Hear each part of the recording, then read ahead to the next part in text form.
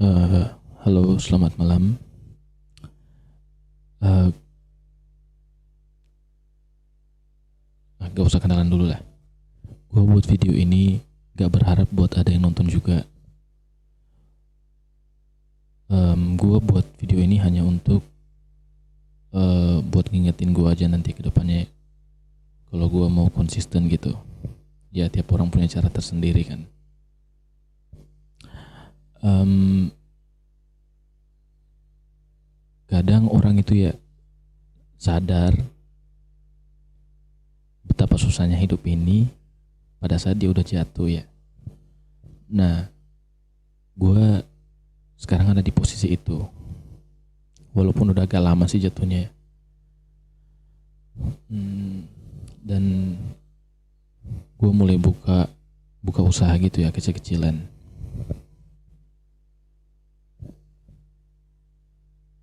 Tunggu dulu anjing lah, senternya menyala lagi. Oke, kita lanjut. Nah, waktu gue jatuh gitu, maksudnya kehilangan pekerjaan ya, di situ gue parah banget, hancur parah. Dan sekarang ini gue ada anak satu, dan gue udah pisah udah lumayan lama lah. Umur gue 30 tahun. Gue pengen buat video ini karena sedikitnya gue udah alamin tentang hukum tarik menarik. Jadi gue pengen bikin video ini supaya bisa ngingetin gue, dan biar gue lebih konsisten lagi gitu, jalanin hidup yang lebih baik.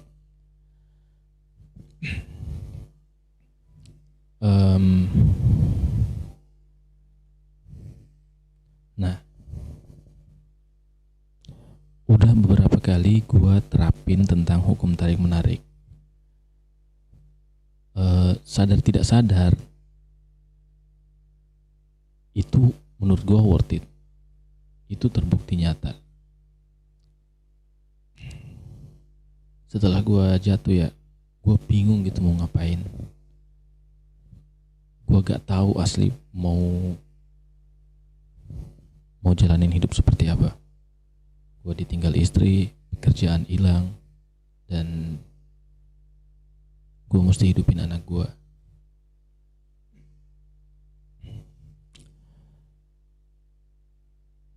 Nah, setelah gue nonton video ya, biasanya kan kita kayak gitu, buka YouTube, bla bla bla, nonton video, cari buat nonton video yang bikin nyemangatin diri kita gitu ya. Nah, gue lakuin tuh, gue nonton, cari video, sampai gue ketemu beberapa YouTube yang bahas soal hukum tarik menarik. Gue nonton tuh semuanya, entah itu hukum tarik menarik atau tentang filsuf atau apalah gitu. Intinya tentang penyemangat diri gitu. Ada beberapa YouTube yang gue nonton ya. Nah, gue coba tuh terapin ya. Katanya tuh kan kita harus fokus, harus bayangin itu terus, harus positif dan sebagainya. Nah, gue lakuin tuh 1 hari, 2 hari. Ini kan ceritanya pemula ya. 1 hari, 2 hari, 3 hari gue jalan. Kadang gue juga biasa itu lupa gitu. Belum lagi sama kesibukan hari-hari. Jadi kadang suka lupa gitu ya buat nerapin yang kayak gitu, buat lebih bijak atau lebih bisa mengendalikan emosi dan lain-lain. Nah, di umur gue yang 30 ini kan ya gue masih suka nongkrong lah sama teman-teman ya. Gue jalan sama teman-teman buat ngilangin stres gitu. Mana juga gue jomblo gitu kan, suka cari cewek kesana kemari.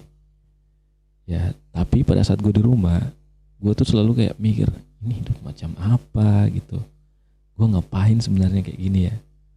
Ngapain lagi gue cari perempuan? Kan gue udah punya anak gitu. Tapi ya namanya kebutuhan biologis ya. Gue gak mau munafik di sini karena ya gue bakal cerita semuanya tentang kehidupan gue. Jadi buat gue kedepannya nanti lu harus dengar sendiri apa yang lu omongin sekarang ini. Nah, gue gak niat nih bikin video ini, cuman tadi itu lagi rebahan kan, tiba-tiba kayaknya seru kali bikin video. Jadi gue bisa nonton nanti ke depannya. Kali aja gue bisa sukses kan. Sukses lagi. Maksudnya sukses lagi lah gitu. Seperti kemarin. Tidak khawatir lagi soal keuangan. Nah, singkat cerita kan, awal 2019 itu kan gue bisa tuh, dan gue keluar dari pekerjaan gue, dari salah satu instansi lah. Nah, gue keluar dan asli gue broke, hancur. Gue bingung mau ngapain. Nah, di situ pada saat gue jatuh, asli mau keluarga, orang tua apapun itu bakal ngerendahin kita, sumpah. Gue hancur, gue tuh mikirnya kayak gini ya, gak apa-apa lah gue hancur gara-gara masalah ini, tapi gue masih punya orang tua yang selalu iniin gue, yang selalu support, bla bla bla dan sebagainya. Ternyata pas gue jatuh, anjir, semuanya gue merasa kayak dibuang anjing, diusir lah, apalah segala macam, dan ya begitulah, terombang-ambing lah hidup gue ya. Sampai pas waktu gue mau keluar dari rumah itu ya, gue gak diizinin buat bawa anak gue buat ikut sama gue gitu, gak diizinin sama orang tua, karena katanya gue gak bakal mampu, gue bakal mati di jalan. Tapi ya gue punya harga diri gitu sebagai laki-laki ya, gue pasti lakuin segala cara buat hidupin anak gue. Tapi gue mikir lagi, gue kan cuma berdua nih sama anak gue ya, gimana gue mau kerja kalau ada dia gitu. Gak mungkin kan gue kerja sambil bawa dia. Ya gue tenangin pikiran, sekalipun gue sakit hati sama kata-kata orang tua, gue harus kuat-kuatin dulu ya, karena ya begitulah. Dan gue coba buat tinggalin anak gue pergi gitu ya, pergi keluar dari rumah, cabut nih, baju di badan nih ya, gak bawa apa-apa sama sekali, handphone pun gak ada, pure duit gak ada, handphone gak ada, cuma baju di badan, gue pergi. Di situ gue bingung ya, gue waktu itu masih di dekat rumah lah ya, dekat rumah. Gue duduk sambil mikir, ini gimana ini solusinya kan, masa ya gue jadi begal kan, gak jelas anjing. Nah tiba-tiba ada tuh teman gue nyamperin gue kan.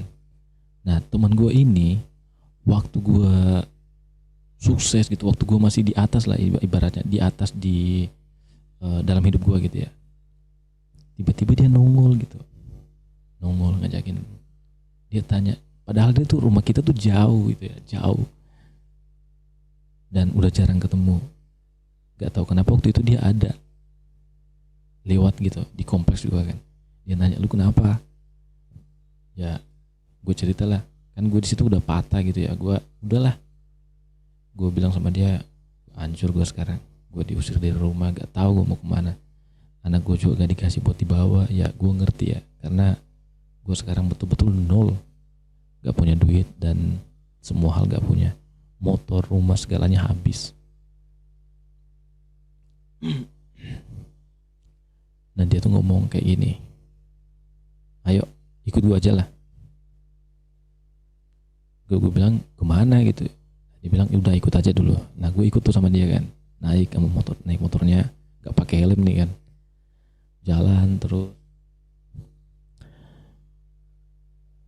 sampai nih di rumahnya ya, di kosan dia. Nah teman gue ini juga susah gitu, dia ngekos tapi dia gak bayar gitu, karena kosan itu punya kerabatnya lah kan, kos biasa-biasa aja sih. Waktu itu teman gue masih kerja sebagai satpam. Nah dia ajakin gue, dia bilang udah malam ini lu nginep di sini aja dulu ya, di rumah dia, maksudnya di kosan dia.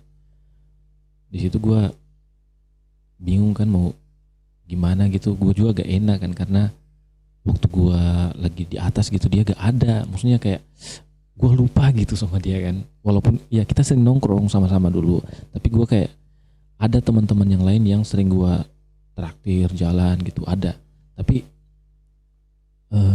dia juga gitu dulu dekat sama gue, cuman ya berjalannya waktu kita sibuk masing-masing kan karena udah nikah. Nah pas gue pisah itu ya kita ketemu lagi. Sabar, nyembat dulu.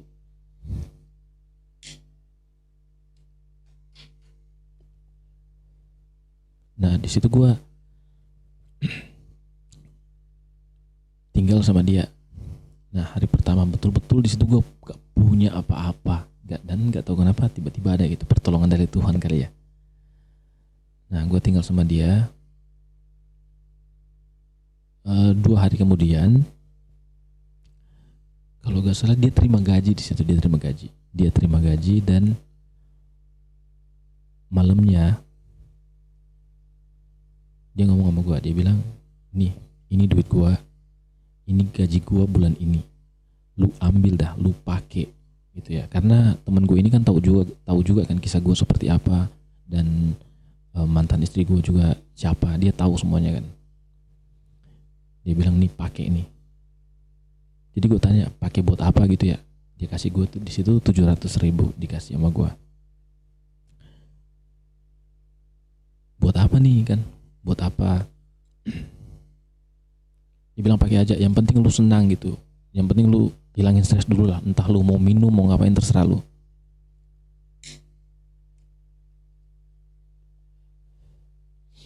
Tapi di situ gue gak minum.